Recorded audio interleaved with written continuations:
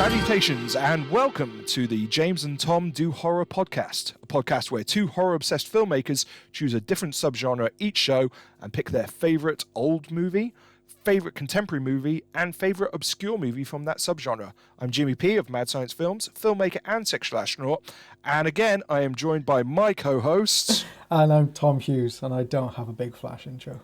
You got to work on one. All right, we'll get that for the next one. Brilliant. Okay, so this episode was my choice of subgenre, and if you guys remember, I chose the found footage subgenre. So, found footage, it gets a lot of flack, doesn't it? It seems to be one of the most hated subgenres of horror, and it's quite an easy target. Yeah. But I've got to be honest, I've always been a fan dude. Before I even knew what found footage was. So, like, I remember as a really spotty, grubby teenager, I had a dodgy pirate copy of, like, Cannibal Holocaust, where somebody had coloured in the photocopied cover of the VHS in, like, highlighter marker and stuff like that. And it was really, like, it stank of, like, smoke and everything. How old were you when you saw that for the first time? I think I must have been about 13, so that's back in like '93, and like, it's a brutal film to watch when you're 13. I was on one of those kind of missions to watch like as much like ultra-violent extreme shit as I could find, and that lasted probably until I was like 16, 17, mate, to be honest. I had very tolerant parents. I still remember, a slight tangent, but I still remember when my dad treated us to like a family weekend away in London, which was like a big deal. I was so excited that I kind of scoured through like the newspaper listings, and I saw that they showed John Waters' Pink Flamingos in Soho, and this was before it was actually legal outside of, it was illegal to see it outside of Soho. Wow. So I convinced my dad, and I think I was about 15 at the time, I convinced my dad to take me and my sister, who was 13, to go see Pink Flamingos at the cinema. He fell asleep for most of it, but of course, what was the bit he woke up for? The bit where she's eating dog shit. And I was just like, shit. And as soon as he woke up for that, he was like, nope, we're out. And I was just like, all right, I can't really argue with that. Fuck knows what the cinema people were thinking, this grown man taking his two kids to see. I mean, whether they thought we were his kids or not, who knows? I was on one of those trips to see every messed up film during that time. And so Cannibal Holocaust was like at the top of that list. And it definitely connected with me, and there's certain bits which clearly became like the patient zero of like found footage films, and there's stuff which every found footage film has kind of stolen from. And I rewatched it in preparation for this. But I've always loved it, man. And one of my picks for like my old pick again was another film that I saw on this, trying to find extreme, is it real, is it not, kind of thing, which was Man Bites Dog. And that would be my choice for like old found footage film. But again, when I watched that was more of like kind of like a like ultra-violent Tarantino kind of, movie trip that I was in, trying to find the next Reservoir Dogs. So, Man Bites Dog, the title and all of that would seem like an obvious connection for me. Kind of check that out. But it was only when, and I think this is probably true for a lot of people round about our age, is, the Blair Witch Project. When that came out, I saw it at the cinema. It was the very first DVD I ever owned. It was so like laden with extras, like there was the feature-length documentary, there was all the extra stuff. And it was only at that point where, I think the phrase found footage made it into my young head anyway, in terms of, this is a thing that exists. So, I mean, that's definitely kind of like my history with it, right up until then, like 2012, 2013, when I did my third feature film, which was Curb Crawlers, which again was a found footage feature film. And at that point, I made sure, I'd seen quite a few found footage films since then, but I made sure to basically binge watch everything that was available legally, and some of it, because it hadn't been released in the UK, illegally as well. I watched every film I could get hold of right up until, like 2013. So, I mean, that's kind of my history with found footage. Tom, what about yourself, mate? It was similar. It was Blair Witch. Blair Witch 1 was the first one that got me, where I was like, I thought it was real. I have no clue how old I was when it came out, but I was young enough that people, like other kids were talking about it and being like, there's this film, you know, this thing really happened. I hadn't even seen many documentaries at that point, I don't think. So I went into it not really even knowing the documentary format very well. So I was completely sold on how real it was. And I remember like trying to get on my parents' dial-up internet with the really slow, noisy modem that took ages to go on the website. Was it like, who is the Blair Witch? It was some kind of question, wasn't it? And it was like, what is the BlairWitch.com or whatever it was. And I remember like seeing it and being absolutely terrified, and then thinking it was real. Like, it completely convinced me when I was like 12, 13, however old I was. And then watching the documentary, like you said, going on the website and reading the stuff.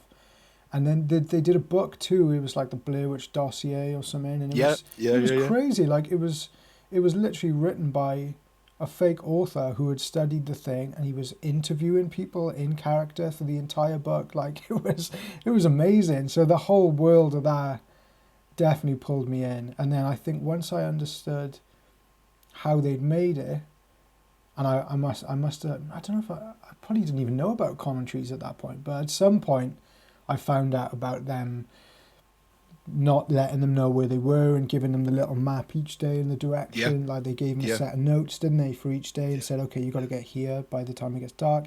And then they were running around the night and making the noises and throwing the rocks at the tent and everything. It's like, once I knew that's how they made it, I was like, oh my God, you can make films like that, you know? And then I found out how well it did, like in proportion to how much it cost and everything. Like, obviously same as everybody else, and just went, oh my God, that sounds like an amazing way to try and make a film. But weirdly, I haven't really come back to found footage since I started making films like 6-7 years ago.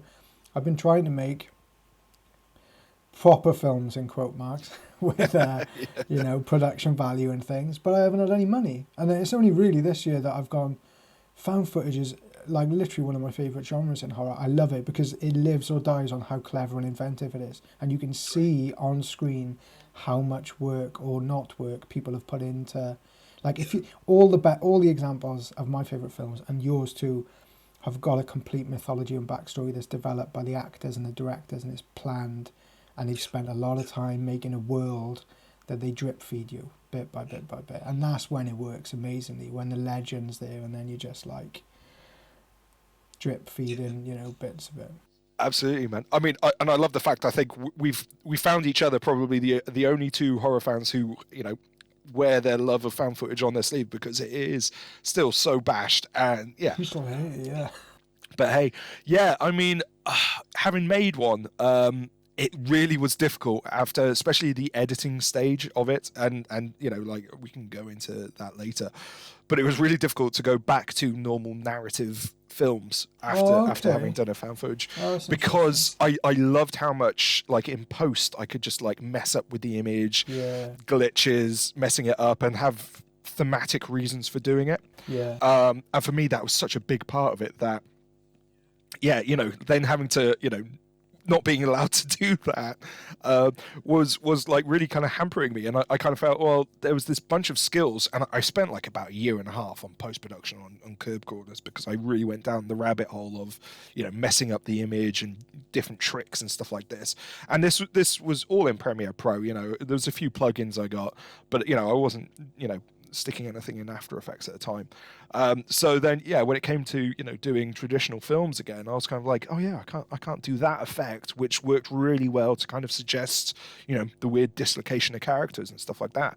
So it's one of those ones that's got a special bit in my heart. And last year we did, earlier this year we did the web series Disconnected, which was again pretty close to found footage, and I would argue is found footage in a way. And being able to like reintroduce some of those kind of glitch effects and everything, and have it for particular reasons, and also, you know, when we want to cheat and hide a cut, that's quite nice as well. That's the new freedom that I'm editing my latest thing, which is found footage at the moment. I shot it 2-3 weeks ago, and being able to just jump cut or put a roll of static in and then just cut out usually my bad acting, I can just cut straight over my part and go back to the proper actors, you know, because I'm the cameraman in it, and I'm like, but I'm just in the point now where I'm just starting to find those freedoms, and I'm realizing I can rewrite the film in the edit, which is really nice because I wrote a lot of stuff. Also, I ran it a lot more free on the day. We only shot one day, and we shot everything that was scripted, but it was basically page oneers at a time. So it'd be like you act a whole page in a oneer, and then you whip pan out and you act the next page and whip pan out to give you cut points. Some of them worked and some of them didn't quite work as well as I planned for them to work. But we also shot like improvised interviews and improvised like just walking around and like walk and talks and things like that. So I've got a bunch of extra stuff. And now what I'm finding difficult is I really, really want to get to the scary stuff way too quickly because I love it. Like I did like the end of the Blair Witch remake where it's a ride and you're going through it in, you know, and there's doors slamming and there's ghosts coming at you and there's whip pans to hide all the cuts. But the hardest part for me is the early on stuff when it's just people chatting and things. Because what I didn't realise and what I do realise now is all the scenes that are successful in found footage films when they're in the drama stage land. Like even if you watch like The American Office, at the end of a scene, they'll land it with like Jim looking at camera like, oh, these guys, you know, they'll ground it with something. It'll either end on a question or like they'll land it, and I didn't do that enough, I don't think. But that's you learn as you go. Yeah, that's a difficult one. And one of the tricks I found was actually cutting it earlier than was written. So, you know, like we'd have a couple lines of dialogue. And yeah, it's the usual like advice you have in a scene, isn't it? You know, you, like get in late and leave early in a scene. And I found that worked in found footage much more than you know other films I've worked on in the past. So you know that might be a trick worth looking at. Yeah. But yeah. I mean, in terms of found footage, it's a great one. Everybody kind of says, oh, it's easier to make. I would say it's absolutely not easier to make. It might be cheaper. Yeah. But then I've always worked in low budget, so I can't really say. Technically, otherwise. It's easier to shoot, but I still had problems hiding mics, and I still had problems blocking things when I was playing a cameraman with me. It was just me and one actor, and then extras doing kind of creepy things on cue. But I still had to run it through a camera quite a few times, and I was still trying to light stuff and hide lights and. It wasn't. I think the thing about it is it's easier to make, which is why Amazon Prime is full of found footage films made by people for no money. But then it's hard to get right, which is why people slate it so much because they watch 25 and only like 5 are really good. I think I was lucky. I think back in 2013, the ones that I was able to get hold of, like there weren't enough absolute stinkers that I actually managed to watch. I've seen some bad ones. there were a couple which didn't land for me, and again, we kind of made a no negativity rule, so I'm not going to name them. But there were a few which were like well thought of by other other filmmakers, other reviewers. Yeah. And I kind of watched and I went, yeah, it wasn't landing for me. Yeah. But I absolutely take that on board. Maybe I wasn't in the right headspace for it. Okay, no. So let's go into the main bit then of if we start with our old picks. So Tom, if you want to go first, mate, what is your old pick? Okay, so my old isn't that old. I understand. Well, so, to be fair, it's a relatively new subgenre, isn't it? Yeah, it's so not I like think, they were doing it back in like the silent days or so it doesn't have to be movies. 1930s old. Okay, so my old one is Creep. I was going to go kind of the Holocaust. I was going to go Blair Witch 1, and then I was like, let me just cheat a little bit and bend it just a touch and go, okay, old is, 10, 20 years old perhaps. I don't even know how old it is actually. But yeah, Creep, the Patrick Bryce made. I can't. What's the name of the main guy? Do you know the guy's Oh name? God, It's the I should Duplass do. brothers, right? Is he the J? Or... I think it's Mark. It's Mark. So it's Mark Yeah. Duplass. Yeah. Yeah, Jay's the director, isn't he? Yeah, so it's a similar setup to what I just talked about making, where the director is the cameraman, and he's doing a bit of acting himself, and he just goes to meet this guy. I think through an ad, and then things just get creepier, which is why it's called Creep. But yeah, it's a really amazing exercise in like how to take a really simple idea and really slowly ramp it up in the weirdness scale. But what I love about it is how slowly he just starts by just saying offhanded comments that you're like, okay, that was a bit weird, but you probably wouldn't leave. That's the other thing I love about Creep is it's aware of the fact that one, why would you keep the camera rolling, and two, why wouldn't you just get out of there? You would just get in the car and drive away. So that's the main problem with a lot of found footage stuff, is you need an excuse to keep the camera rolling. You need an excuse to keep somebody there filming the thing. And they do that really well. And he gives him opportunities. He gets out where he could make a decision, you know, and every point where he stays and keeps documenting what's happening is him making a bad decision to stay there, you know, which is great, because that's what you want, isn't it? Like, you want people to be making decisions. So yeah, I just thought, as far as like slightly newer found footage stuff goes, and stuff that took the format and then just did it in a really smart way without trying to be too crazy about it. You know, the story's simple, the locations are simple, but the amount of really good takes he got, like the acting's amazing. So like Mark Duplass is amazing, and there's a sequel which is as good, maybe even better. I only didn't pick it just because I thought Creep would be a better introduction, but the sequel is also amazing, and there's a really good actor in that as well with Mark. And I just think, for keeping stuff simple and nailing like the conventions of the genre without being really cheesy and boring about it, but trying to bring something new to it, and at the time updating it, you know, to kind of a bit more of a modern, like somebody documenting somebody for posterity, and then in the second one somebody documenting someone for a YouTube series. I thought that was good. At the time it was quite modern. Yeah, I mean, absolutely, mate. And I think what I loved about, I've seen both. What I love about both of the films is it is performance led, isn't it? It's very much the script and the actors, and there's not really much else there. You know, it is really about, as you say, like the slow burn where you kind of realize that this character is unhinged, but it's such a slow journey. And I think it works because of Mark Duplass, because like I've seen him in other stuff, and he can be quite a charming, you know, funny guy. Yeah. And I think it's one of those things that sometimes comedians make the best villains or the best monsters. Yeah. And there's other examples out there. And yeah, it's absolutely, There's just like a masterclass really in acting. nice line he treads between being really upbeat and happy and friendly, but also really creepy at the same time. And when he's being that nice, but he's saying something that is a bit suspect, that you're not sure what his intentions are with it, but he's so lovely about it the whole time.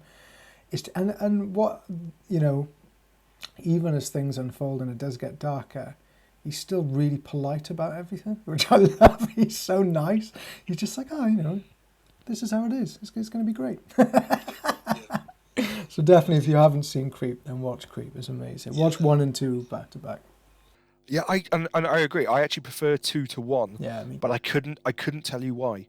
Whether it's because it builds off the top of, you know, the mythology that was created in number 1, maybe, and it's a bit more meta with what happened, you know, with what happens with 1. I maybe. think she's so good. What I think about 2 is he meets his match in her confidence and how she is or whatever, and also they get an actor that's so good that she's at the same level, because the first one was just the director, which he's still a good actor, but not as good as Mark. And then when you put somebody in the ring with him in the second one, and she's on the same level and she's standing up, and there's a little bit of a head-to-head going on, then it gets really interesting, I think, because he's running the show in the first one pretty much, isn't he?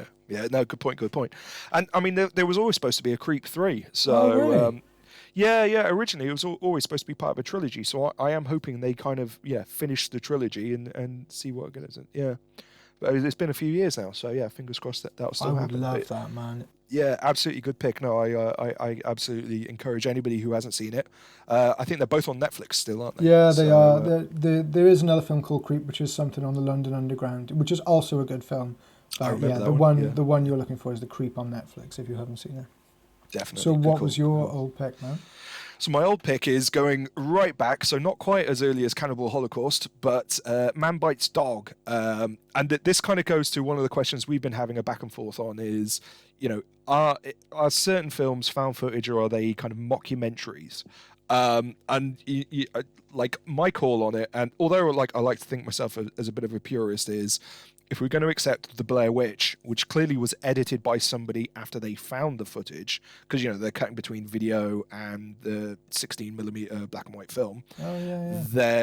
Then, you know, like, I think for the sake of this show and, like to classify things, I think we can say that mockumentaries could be found footage as well. Yeah. Certain rules I think still need to apply, so we wouldn't say that this is Spinal Tap is found footage. Yeah. But if there is footage found in it, then you can go Cannibal Holocaust is found footage, or exactly. Yeah, that would be my argument, and I understand when people argue otherwise. But I think if we were to be absolute purists, we're cutting out far too many of the other films.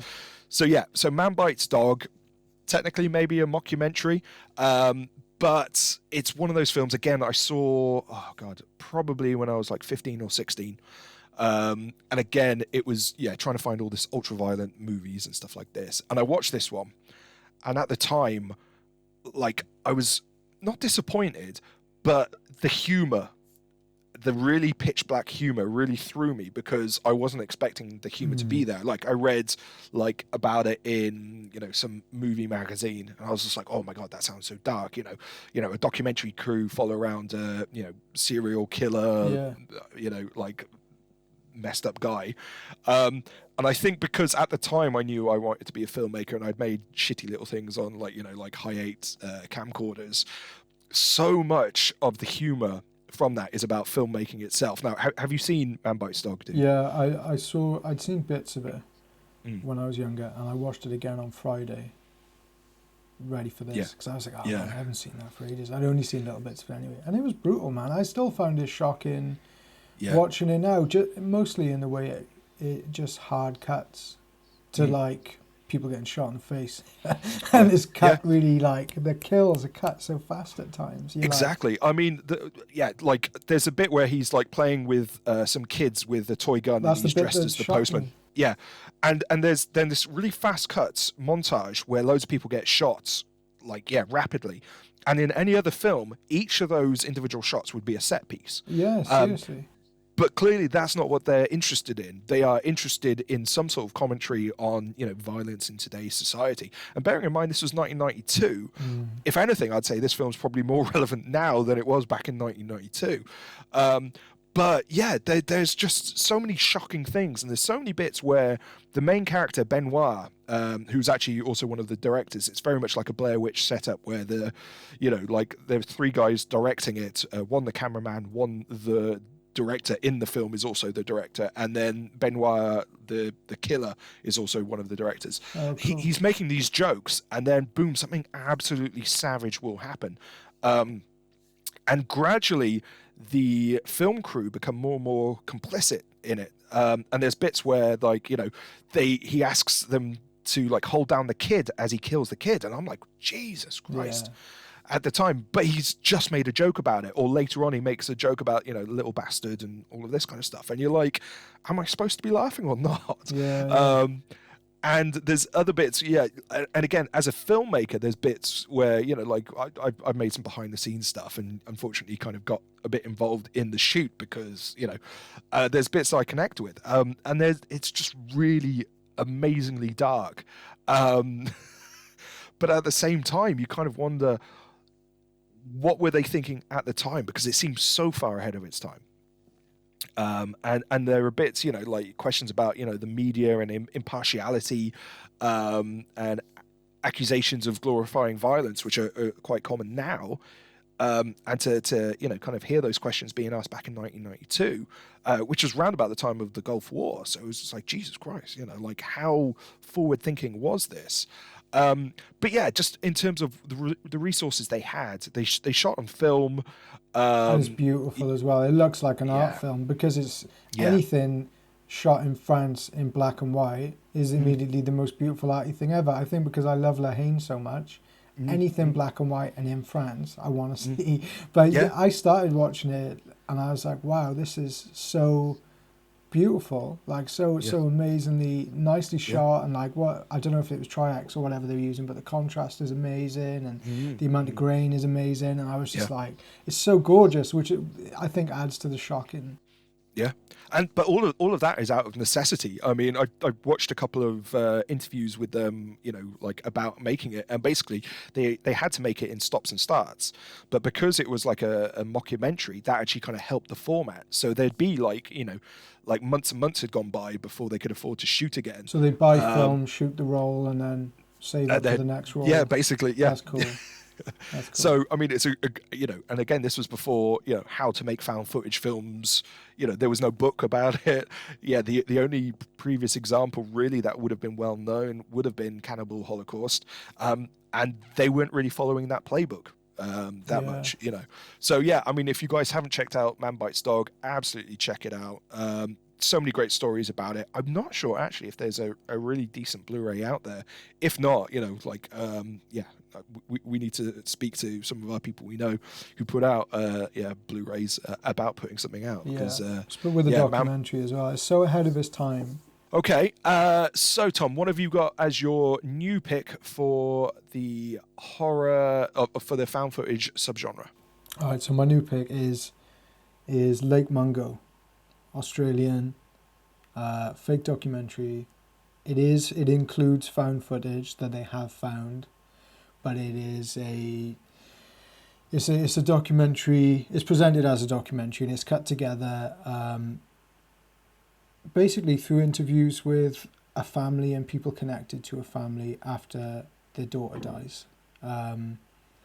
It's really hard to talk about it without giving away anything, so I don't want to say too much about it. But I watched it. I'd heard a lot about it, and I'd looked up a lot of lists, just looking for found footage stuff. I think maybe like last year, the year before, and it was always in the top 5 or top 10 of everyone's found footage films ever. And I was like, I have to see this film. And then it finally came on Shudder, I think last year, and I got to watch it. And the first time I saw it is the last. It must be the last like 10, 15 years.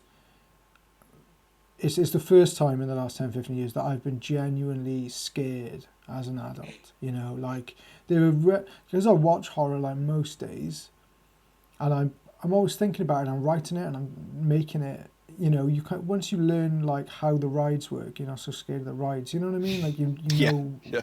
what's going on behind and how it's structured. So it really took me by surprise. Because I watched it going, okay, this is supposed to be a good film. My girlfriend had gone to bed. I sat there and watched it by myself. I was so fucking scared after watching this film at like 11 at night. Literally, I was like going to bed scared. I felt like a kid. It was crazy. Because the way it presents it all is completely kind of stone-faced and really genuine. And there were so many twists and turns in it that as soon as you get a handle on what's going on and you think, okay, this seems to be what's going on, they throw something at you that changes the narrative again. Yeah. And they do that probably about 3 or 4 times throughout the whole thing, so you never quite know what's going on. And what starts as kind of a bit of a sad investigative documentary ends up being a really scary film for a while, and then kind of almost like an esoteric kind of meaning of life.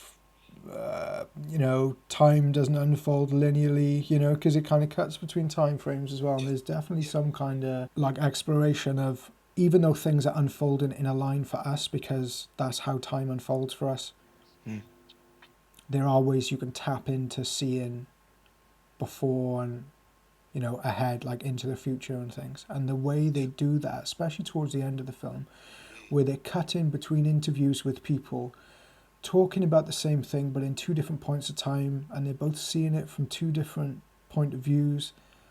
It's just really, really interesting and really, really scary. It reminds me of being, I don't know, like 15 or something, and being in school and just like Googling ghost photos, and you'd see like the old man sitting in the back of the car behind the couple, and they're like, there's loads of famous, like there's the girl on the stairs, like looking for ghosts in the background of photos. I remember they used to make them. There was one with a bunch of people at a party, and underneath their legs was a little girl that was grey. I remember that one. Do you remember that one? I remember Yeah. staring at that for ages, and then the moment when you see her, you get shivers, and you just like, you get that sinking feeling. Lake Mungo does that very, very well. It shows you photographs, or it does it in live footage as well. Actually, sometimes you'll catch things, and sometimes you won't, and it'll show it to you afterwards, similar to watching The Haunting of Hill House, and you'll be like, there was someone there the whole time, someone watching or whatever.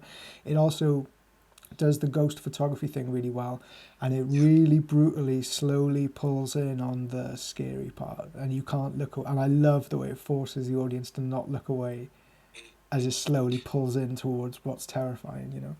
No, absolutely, mate. Yeah, I think I only saw it about a year ago, because it came out after when I was doing the binge before, when I was doing it as part of pre-production for Curb Crawlers, and I had a bit of a break from found footage because when you binge watch something, then you just need a break, don't you? I know it's exactly the same when I made zombie films. Like I couldn't watch zombie films for about 2 years afterwards. So yeah, it was only about a year ago. I caught up with Lake Mungo, and what I loved about it was it absolutely, and it goes back to the point you're making about this non-linear storytelling, but it does it in this like true crime documentary thing that we've all seen. Like if you watch those shitty Netflix true crime documentaries, it'll tell you a story. And then about half hour in, it will reveal a new bit of information, which will force you to go back to the beginning and re-examine everything that you've thought about the characters, every assumption you've already made. And I absolutely love that because, again, yeah, you're right. I don't want to give too many spoilers, but I think one of the things it does really well is it presents itself starting off as kind of like a paranormal type, fake documentary thing. And you're kind of like, okay, that's great. That's it. And then just as soon as you're starting to think that you figured it out, it does a twist. And I'm not going to say any more than that, but it does a massive twist. And it just then keeps on revealing new bits of information in a non-linear fashion, almost in reverse like chronological order. And like you said, yeah, there's a couple of revelations towards the end where you're kind of reforced to think about everything that you've been presented in light of these new revelations, and it becomes so much more than like a paranormal thing. It becomes more about I was going to say American, but as you say, it's Australian, isn't it? But everything about the nuclear family, and the assumptions that you make about that, and what actually almost goes back to like this Lynchian thing about the rot that's beneath the veneer of the normal suburban family. Yeah, exactly, mate. And yeah, it landed with me absolutely. I don't think I was as spooked out by it, but it definitely stayed with me in kind of like a gut punch. And the last couple of revelations just stayed with me. That I still think about the film now. So yeah, no, absolutely good call. And they earn absolutely everything. Every moment is scary. They really carefully and slowly earn it, which I love. There's only one jump scare in the whole thing, which I love as well. They're not relying on anything cheap to scare you or make you jump or whatever. It's not like a popcorn cinema movie necessarily. It's a nice, slow, creepy one that just kind of seeps in, and then just fills you with unease, which I like. I love that. It's amazing. Yeah, good call. Do you know if that's still on Shudder? It is. Yeah, I watched it this weekend. And I think, and I'll talk more about it later, but I think it's also out on a really nice Blu-ray from Second Sight. And I think Phil Escott, who of Fractured Visions, he put out a really he did some of the extras. I'm not sure if he was the producer on it, but he definitely put out some really nice extras on that. So definitely worth checking that out as well. Okay, so then my new choice is 2020's Host by Rob Savage. So again, it's the Zoom feature shot during lockdown. And again, going back to the Blair Witch thing, they marketed it so well. Like one of the greatest things about Blair Witch, like you were saying, mate, the website, the book, all of this kind of stuff is the marketing around it made it kind of like a sensation. And for 2020, especially when we were all stuck in lockdown, the fact that these guys just got off their ass and actually made a feature film over Zoom, where the rest of us were still trying to figure out how to just use Zoom, in a day-to-day basis, was amazing. It inspired me 100%. It's a format that can be done separate from the typical found footage thing. It reignited my love for found footage, but it's a very different kind of beast to the traditional moving camera found footage. With that, you're locked off. You're on these static shots, so all movement has to be from the actors within there, unless you're shooting, they're shooting on a mobile phone on Zoom, which some of the characters in this do as well. Yeah, it just in terms of the making of as well. I'm a friend of Dan Martin, who's the makeup artist on this, and he's worked on many other films. But obviously, this was an absolutely different way because he was teaching the actors in rehearsals how to do their own special effects makeup on themselves, because they were absolutely abiding by bubbles and all of this as we were done. So he was giving them tutorials about how to put makeup on.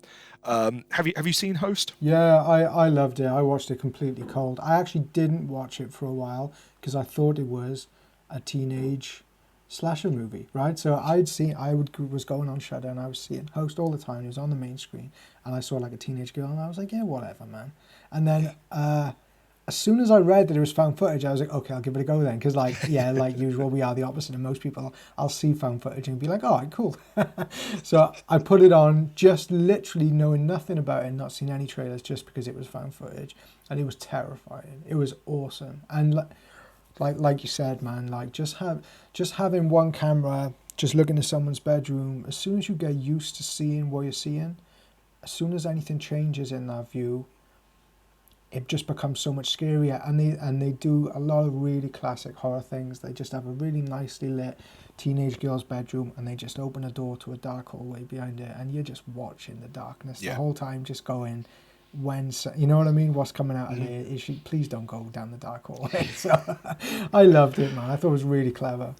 I thought, yeah, amazing. And there were bits of it where you kind of think you've got it pegged, and you think it's going to be, like all suspense and nothing else, but it's surprisingly gory. There's some real nasty, violent moments in it where you're like, oh, I don't want to see that. Yeah. I watched it on the laptop, which again I would say is the perfect way to watch it, because it kind of it replicates. I watched it in a dark room. On a laptop by myself downstairs, and there's a few films like this where that's absolutely the way you should watch it, because it replicates your desktop. So and again, they completely commit to the the facade of the Zoom meeting. And it does it so well, absolutely so well. I don't want to say too much because, again, quite a few people won't have watched it. Yeah, I agree with you. The thumbnail art on Shudder and that they used as the poster or whatever isn't great. And I think, as you say, it kind of suggests it's going to be a different kind of film than what it ends up being. But yeah, definitely worth checking out, Host. Really good stuff.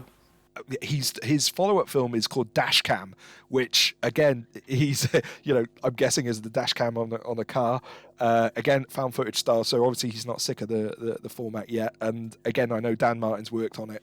Haven't seen it yet. Absolutely cannot wait to see what he does with that. And it goes back to, I think one of the great things about found footage is the restrictions as filmmakers that we have.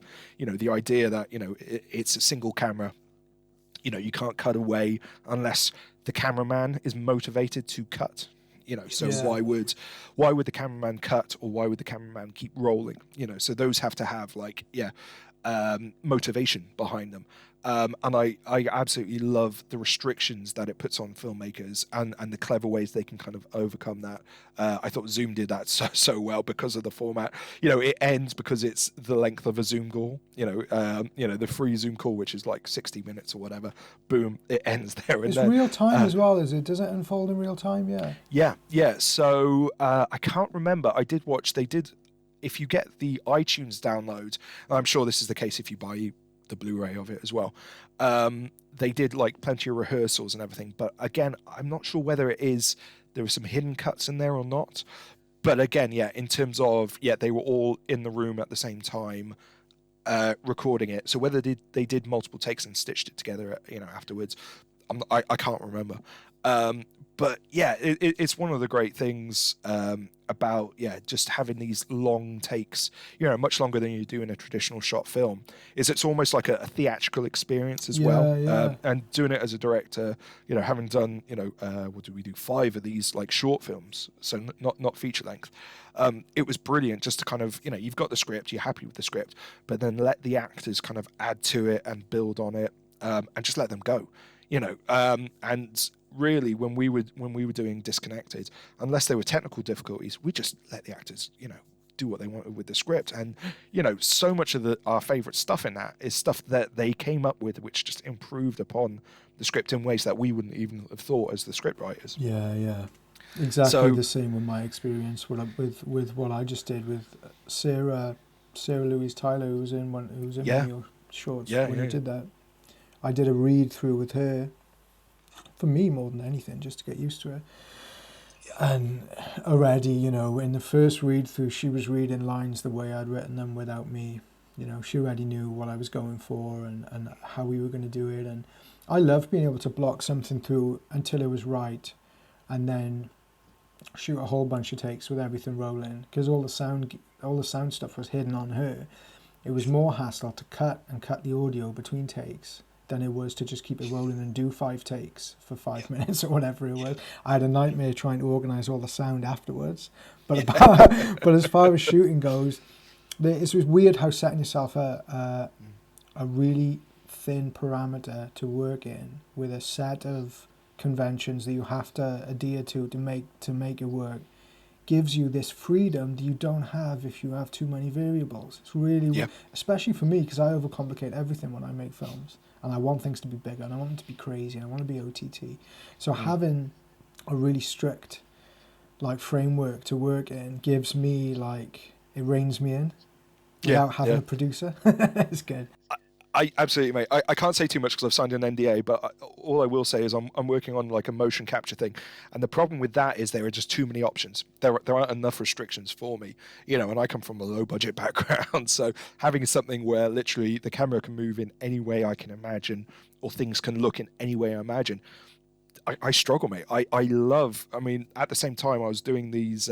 The Zoom web series, and I absolutely love the restrictions in place. One of my favorite ones has Sarah Louise in it. It's called Rhymes with Oven, and again, it's one of those concepts where it's like the ordinary meets the extraordinary, smashes up together. But you could only do it as a Zoom thing because the payoff absolutely works. We screened it at Chapter Movie Maker, which is like a local screening night last month, and I had it was great to actually hear people gasp and jump bro. at the payoff, and it was brilliant to be able to go back to the actors who couldn't make it because tickets were sold out straight away, and just say, you absolutely nailed it, thank you so much. And it's great having that experience when it's something that is there are so many restrictions. You don't know when you start doing this, is this going to work or not? And you also know the audience is either up for it or has dismissed it as soon as you've hit play, which I really like people going, oh great, it's found footage, and rolling their eyes, and then be like, yeah, but there's characters in it, there's story in it, there's it's not just a bunch of jump scares and I mean, I think one of the comments was before the film screened is, oh yeah, another Zoom one, like a year later from everybody, after everybody had done them. And absolutely, I'm always fashionably late to a subgenre when it turns up. And it was the same when we did a found footage thing. It was at the end of the peak of the initial found footage thing after the Paranormal Activities and all of those. So for it to land and everything was just great experience, and winning people over on that. Absolutely. Bro.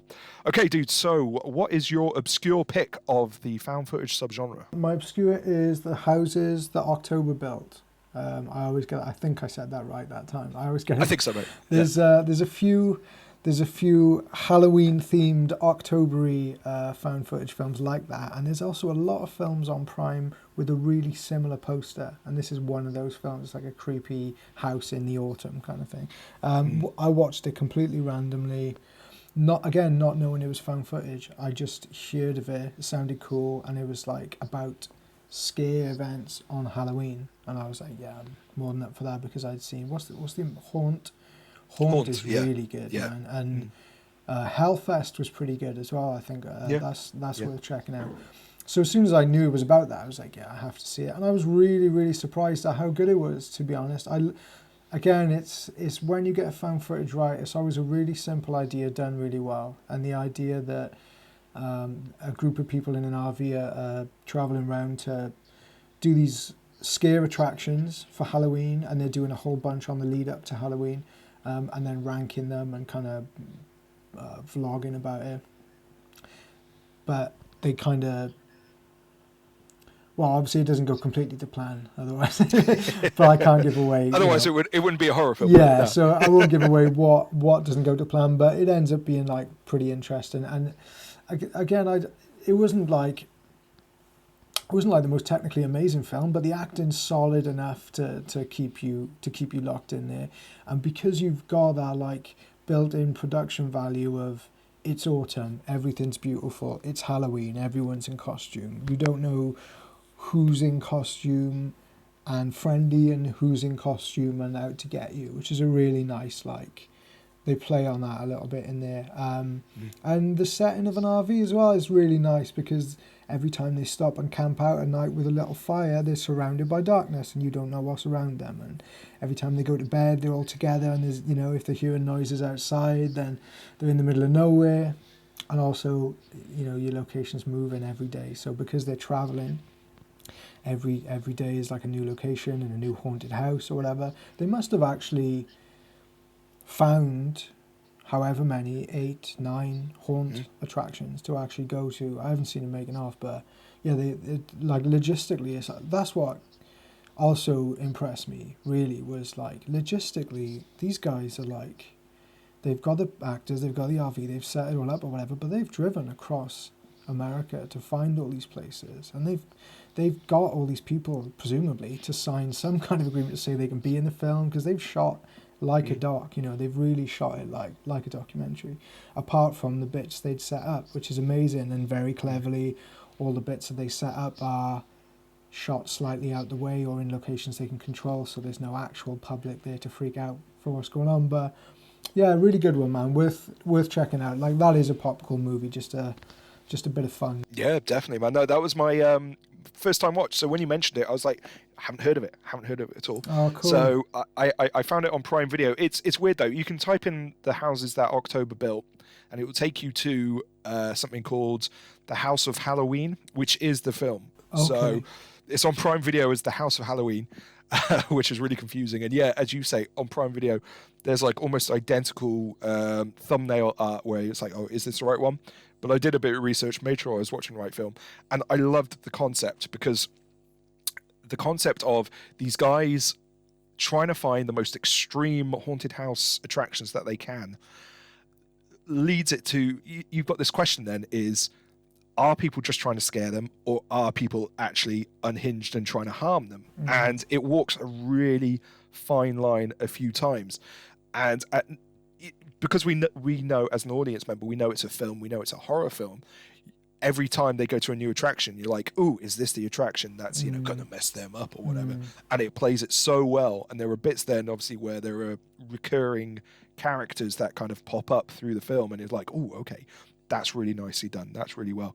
So it walks that line, that tension between, are they being scared because that's the purpose of the haunted house? Or, are they actual in danger so well that, yeah, I was fully on board, mate.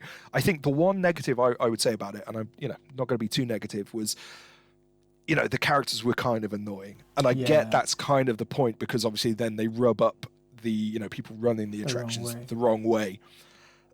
But it did then make it difficult for me to kind of care about some of their fates a little bit. If there was more of a solid, like a lead you could focus on as well, it would be good. I think the group things are awesome, but do a main protagonist first and then put them in the group. You know what I mean? Because there is like the annoying douchey guy, and there's a guy who wants to party and nag all the beers, but like, yeah, if they focused on one person more, I think maybe just having like one person that you care about with some kind of other plot going on, they're on the journey to find these houses, because their dad might work at one, whatever, it doesn't matter, just something to like. I think I needed that hook, but that's as negative as I'm going to be, because as a horror film, as exactly, it's a popcorn movie. For the runtime, I was fully on board with it. There were bits I was like genuinely on edge, because I'm like, oh shit, they've said the wrong thing. There's a bit early on where they're sat around a campfire, and one of the guys refers to the place as backwards, and one of the guys just goes, I'm sorry, what, backwards? And you're like, oh shit, is it gonna go down this early on in the film? The guys. Yeah. But yeah, perfect format, great use of found footage. Have Great you ever reason for been them. to one of those scare events? Nah. The closest we get out here is just trick or treating in the valleys can be pretty scary. So Yeah. I'll leave it at that. They do them. Like I was gonna go to one a few years ago. I just missed one this year. I was in the Forest of Dean, and there was a huge one with like a pumpkin patch and like a full on. Oh, right. There was a corn maze. There was like loads of amazing stuff, and I got there the day after it shut. It was like 2 days after. No, it was the day after Halloween. It was literally the day after Halloween, and everything was closed, and no one was still running anything. I was like, oh damn it, man. But I honestly, as much as I love watching this stuff, going to some really extreme scare event or whatever doesn't interest me anyway. I don't even think it'd be fun. I'd just be like, nah, man.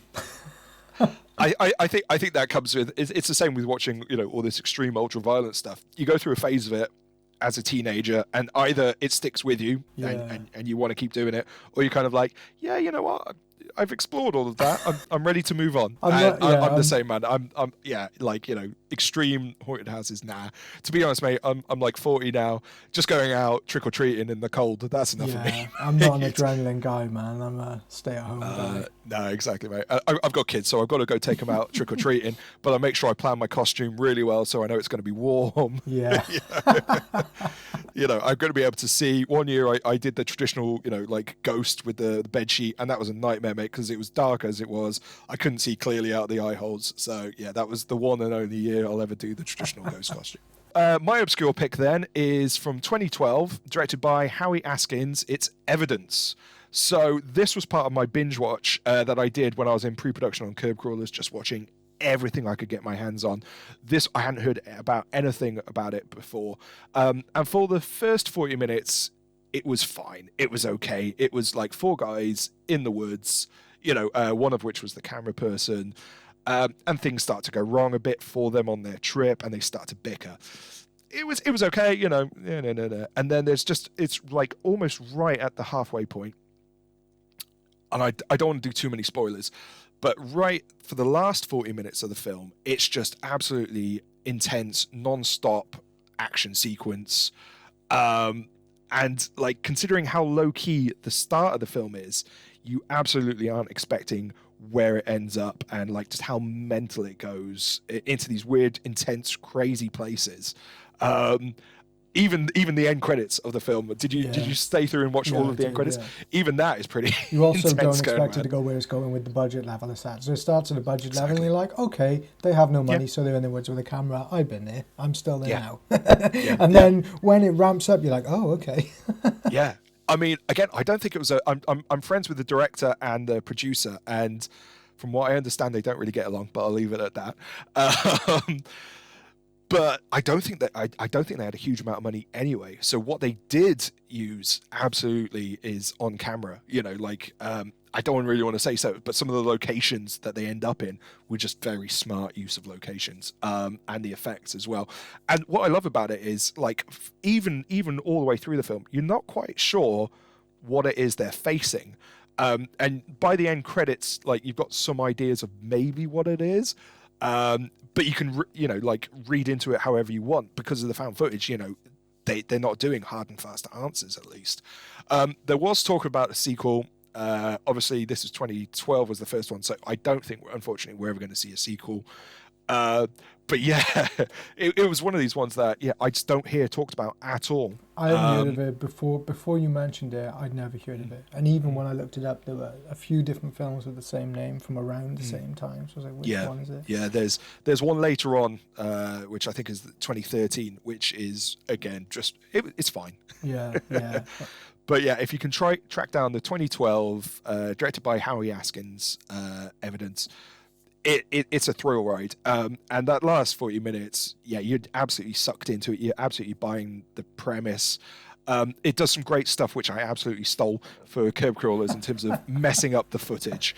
But there's reasons for it. And the justification we did in Curb Crawlers is that when they start coming into contact with the supernatural element or whatever, it affects the supernatural affects like the electromagnetic field of the camera, so that's why stuff gets distorted, which also then helps when you're hiding the effects cuts. So, yeah, exactly. And it's nice when you can do a cue for the audience, as if it starts rolling, or dropping out a little bit, you're like, oh, okay, it's Yeah, about to go using down. it. I do quite like that. Like I know when people are doing it, but I still Yeah. enjoy that it's being done to me. I'm like, yeah, cool, Yeah, shit's I about think to if start. you know it and well enough to actually use it as an effect in itself, then great. Yeah, because you're queuing the audience up for something. So yeah, definitely. So yeah, Evidence. Yeah, check it out, guys. I think you can get pretty cheap DVD copies for it. It's been like re-released by a bunch of real low-budget distributors or whatever. But yeah, definitely worth checking And out. persevere with the first 40 minutes because it Yeah. does start a bit slow and the acting doesn't seem quite amazing and the characters aren't quite amazing. There's a film that Bobcat Goldthwait did called Willow Creek. That's Yeah. a really, really good found footage film, and that gets... It's almost the reverse of Evidence, where the first 45 minutes are really, really good and the characters are really good and the scenes are perfectly shot, perfectly structured, and the story stuff is brilliant. But then once they get to the woods, it's not quite as good. Whereas Evidence is the opposite of that, where once shit goes wrong, Yeah. it gets good. I'm glad you mentioned Willow Creek because that was the film I was hinting at earlier, which didn't quite land for me for those exact same reasons, dude. And The scene is too long in the tent, man, when they're just freaking. Yeah. It's just, I get that it's intense, but it's too long. And there's such good actors, they're amazing. Yeah. No, absolutely, mate. That's exactly the bit where, and again, I kind of after I watched it, I was just like, I don't get it. So I read loads of reviews, and like, I understand why it landed for some people, but it just didn't land for me. So whether I wasn't in the right mood or whatever, or whether it's just you and me, Tom, are the only people on the same wavelength, I guess. I think if you're thinking about making a found footage film, then definitely watch it to see the way the characters interact and the way they show you the like the goal of what they're going after, and then the inciting incident's really good, and the way they interact with each other. And it's only a couple; there's only two people in it, and the way they give them problems and they have to solve them, and it's a really nice build-up. One of the nicest build-ups I've seen in a found footage film. I think it just doesn't quite pay off afterwards. I tell you what does though is Exists. Have you seen Exists? I haven't. That is on again. I've got it on a watch list somewhere. But it was made by one of the Blair Witch guys, I think. Oh really? Oh, I didn't realise that. I can't remember which. I swear it was like Joshua Leonard. Maybe it was Joshua Leonard, the guy who was like, the long-haired guy who acted in it. Yeah. I'm pretty sure he made it. I'm not 100%. Maybe it wasn't. Maybe it was actually like Eduardo Sanchez who made it. I'm not sure. But I'm pretty sure it's one of the Blair Witch guys. Similar thing to Willow Creek. Similar to the setup of Evidence. But then it really pays off. And the build-up isn't as good, but the monsters are great, and the effects are great, and you see monsters, which is great, and they look awesome, and they're huge, and there's loads of good gore effects. Like that's a really good. Yeah, I think again because I think that came out after 2013. I'm very picky with my found footage. Yeah, because I overdid it, man. I OD'd on found footage. Right, Tom. So do you have any honourable mentions then that you want to kind of throw out that people should check out? All right, so my honourable mentions is a list of films that I really wanted to have be my picks, but I couldn't have be my picks. Cool. Go for it. Troll Hunter was the other one that I nearly put instead of Creep for my older film. I think it was 2013, 2012 or something. Absolutely amazing, partly because I love Norway and I love nature, and it's all shot in like the Norwegian fjords, and they're driving around these like amazing epic landscapes. But what blows me away about it is how amazingly done all the creatures are, and how good the trolls look, how good the hunter's character is, and folklore again. There's mythology. There's folklore, there's an entire backstory for why the government is keeping this a secret, and who the people are working for, and how you can hide yourself from them, and where they live and what they're doing. Somebody put a lot of effort into the research behind that film and the folklore of the region and all this kind of stuff, and then put it into this really, really fun, pretty much action found footage film, which is kind of why I didn't pick it, because I was like, it's not really a horror, like it's kind of scary in places, but not really. It's actually pretty funny. But super fun film, really funny. Definitely watch Troll Hunter. Hell House LLC was the other one, which is another one I saw on Shudder. I haven't seen, and I don't know why I haven't seen it, because it's been recommended so many times. So yeah, I need to get. There's three of them. Just watch the first one. I'd say I've seen the other ones, they're fine, but they pretty much do the same thing. But the first one is really, really good. Definitely really scary and really worth watching. And then The other one's Mr. Jones is good. Have you seen Mr. Jones? No. I've heard of it, but That's a again, good yeah. one too. That's a weird one. Similar thing. Couple go to this retreat or whatever, and they accidentally find this reclusive artist who sells pieces.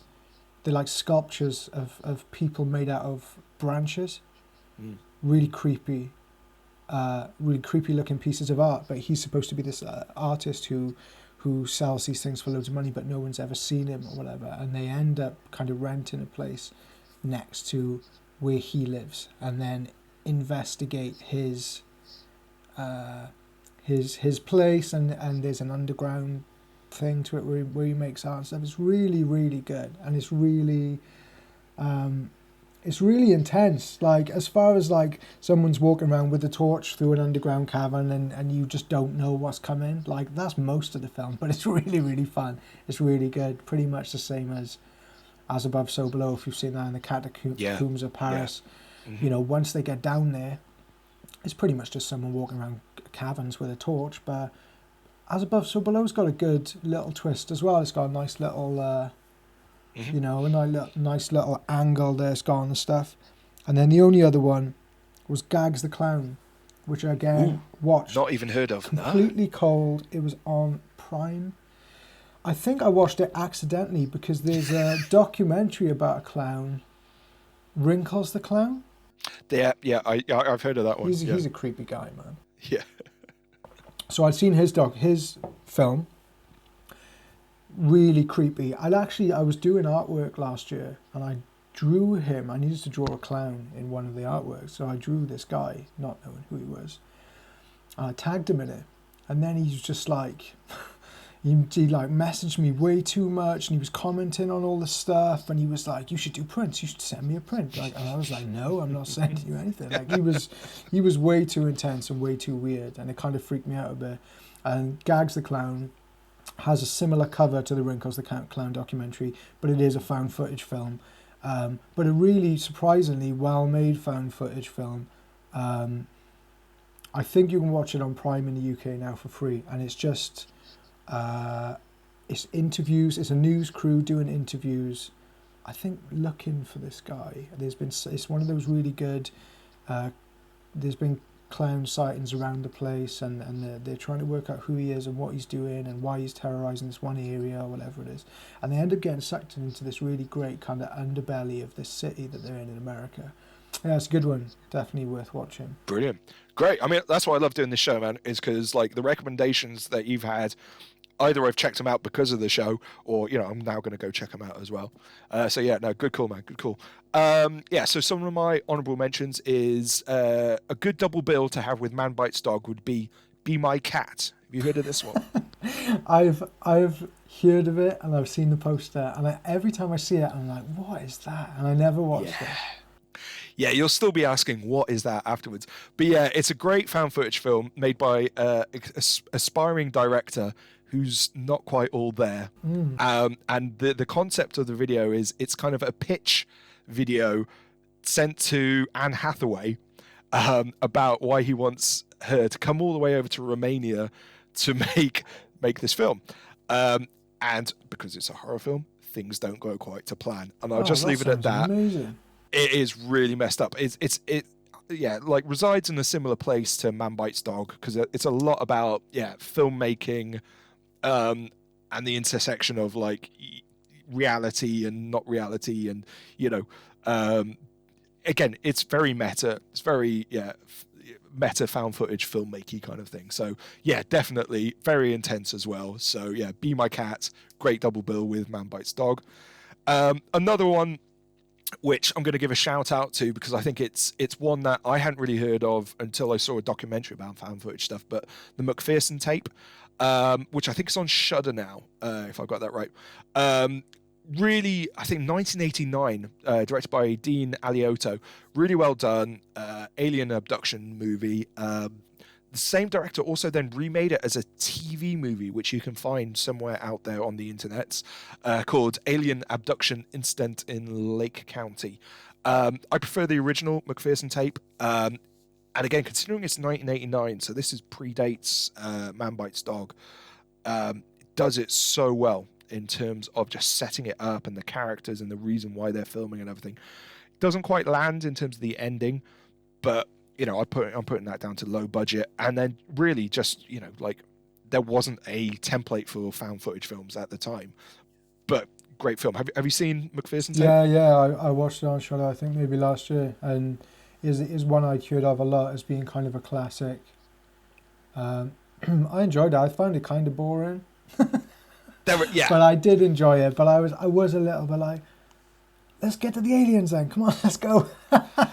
I get that, absolutely, yeah, and I think that's a valid complaint. Then I'm going to rattle off some here. Some of these are obvious, but I'll kind of go into the reason why I dig them. And I think we're moving slightly away from horror here, but I think that's part of the reason I also love found footage is you can do other genres with it. So if you want to do the superhero subgenre, there is like Chronicle and Afflicted, which is like horror meets superhero stuff. I don't know if you've seen either of those. There's Project X, which is kind of like a teen sex comedy, but done as a found footage film. Europa Report, which is kind of a sci-fi movie done as found footage film. Cloverfield, obviously, which is like a monster movie done as a found footage. Earth to Echo, which is kind of a kids movie, Goonies movie, E.T., but done in the found footage style. That's probably one of the only post-2013 ones that I've seen, because I watched it with my kids. So, that was like, oh, okay, kids, this is it. And then there's the obvious ones like VHS, VHS2, the Wreck movies. They're a great thrill ride. Definitely the first two. I really enjoyed those. Similar then to Host is the Unfriended movies. I don't know if you've seen any of those. Yeah, that was good. It's another one I didn't watch and nearly turned off because it was two teenage girls, and I was like, I can't identify with 15-year-old girls, man. But then I got into it and it was good. I saw the first one. Yeah. No, both of those, Unfriended and Unfriended Dark Web, I'd recommend.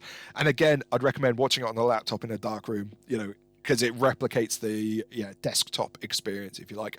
And then one which isn't found footage but is a documentary is the Found Footage Phenomenon from Phil Escott of Fractured Visions. So it's a feature-length documentary on the found footage subgenre. It goes into amazing depth. I was really, really lucky to watch like an early cut of the film. So from what I understand, it had to get trimmed down a bit. I watched like a 2-hour cut. It speaks to like the majority of the directors of the films that we've just already mentioned, and the classics, if you like. From what I understand, it's getting a decent release in 2022. I don't think it's been announced who's putting it out, but it will be getting, a Blu-ray and a DVD release of its own. Definitely check it out. And one nugget of info, which, considering how much like research I did on found footage when I was, gearing up to make Curb Crawlers, that I'd never made this connection before, was a lot of people saw when they were first doing the found footage film, replicating the same thing as what they call the epistolary novels. So like in Dracula, where it's all written from like letters and journals. So it's very much that so first person. Together. Yeah. And I'd never made that connection before. Either. And so like a few of the people who were talking about it in it, I was just like, Jesus Christ, yeah. Like I remember reading Dracula for the first time as a teenager, and like, I'd read Stephen King before that, and that was a straightforward way of telling it. But of course, then he comes out with Carrie, which again is like her journals, and then interviews after the fact. And yeah, it's the same way of trying to immerse the audience in this first-person narrative, which again is like a connection I'd never made. There are loads more gems. I don't want to give away all of the great stuff in the documentary, but yeah, definitely keep an eye out next year for the Found Footage Phenomenon. From Phil. So, how'd you seen Behind the Mask as well? Yes, great one. And when I you said love that about one. Man Bites Dog, I was like, Behind the Mask is a super good fake documentary about a serial killer. That's actually funny too, isn't it? Like, yeah, that's right, man. Didn't they do a sequel as well? I never watched it. Oh, but what I don't did know. they do? The first I think really good. Behind the Mask, and I'm fairly sure the sequel's Beyond the Mask. But the The Rise of Leslie Vernon. Yeah, good call, man. Good call. That's a really good, especially for horror fans. If you know the conventions of like the slasher, slashers, tropes definitely, and stuff, then yeah, man, Behind the Mask. All right, you guys. So I think that wraps it up for this week. So Tom, next episode is your choice again. So what subgenre are we going to be watching? Yeah, let's do Christmas.